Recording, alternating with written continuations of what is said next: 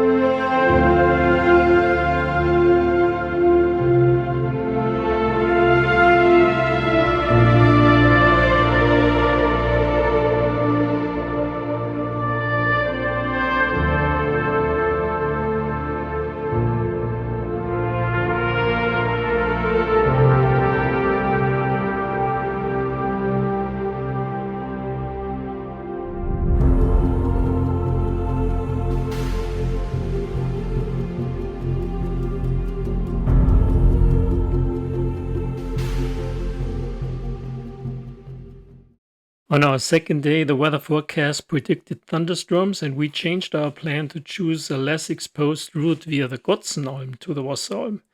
It turned out that the weather improved during the day, and we only got some rain at the end of the day. The hike was 18.6 kilometers or 11 miles long, with 800 meters or 2,500 feet up and 1,100 meters or 3,400 feet down. The trail offered surprisingly good views of the Botsman Group from the Gotzenalm, which is a nice hut where we had an early lunch. It was a long day, but the trail was easy to follow. The Wasseralm is a very rustic hut, but definitely has its own vibe. Sleeping places are very limited, and reservations, like for all huts these days, are highly recommended.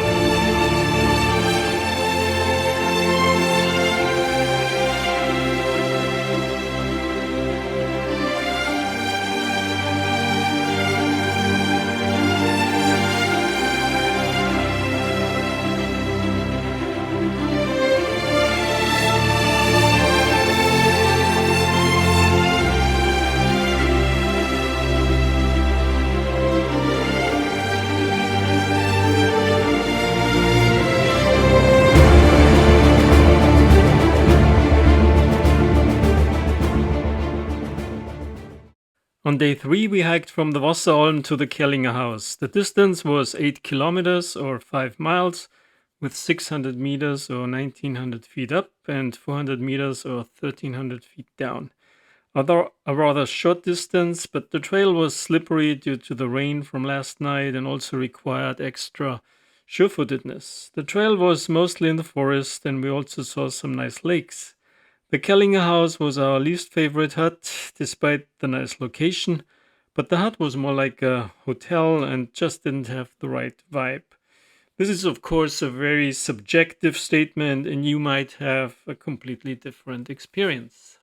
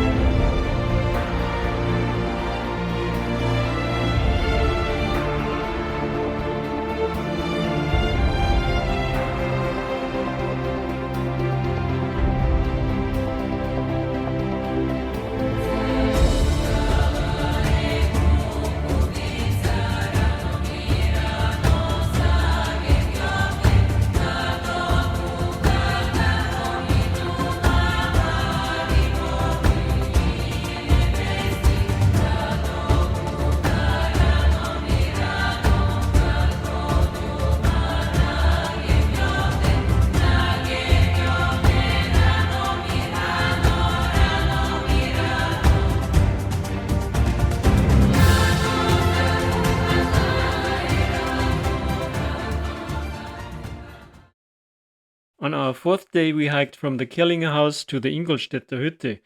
This was also a short hike of 6 kilometers or 4 miles, with 600 meters or 1900 feet up and 100 meters or 400 feet down.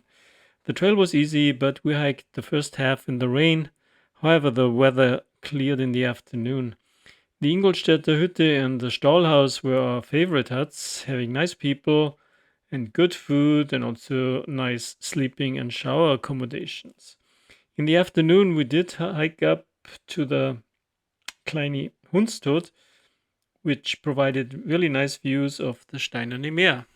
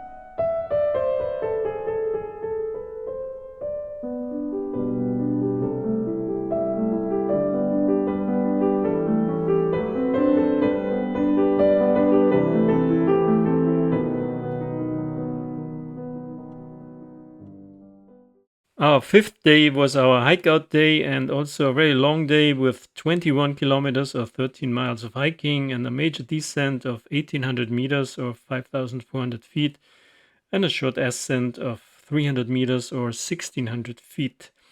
The weather was rainy in the beginning and then improved in the afternoon. The trail was difficult and sometimes exposed and windy. The last part is an easy hike along an unpaved road. I managed to stumble over my hiking poles in the moment of not paying attention on the downhill section, which added to the overall challenge of this long hike. Two huts, the Wimboch Grieshütte and the Wimboch Schloss, provide nice breaks and food on this long hike, which took us more than 8 hours.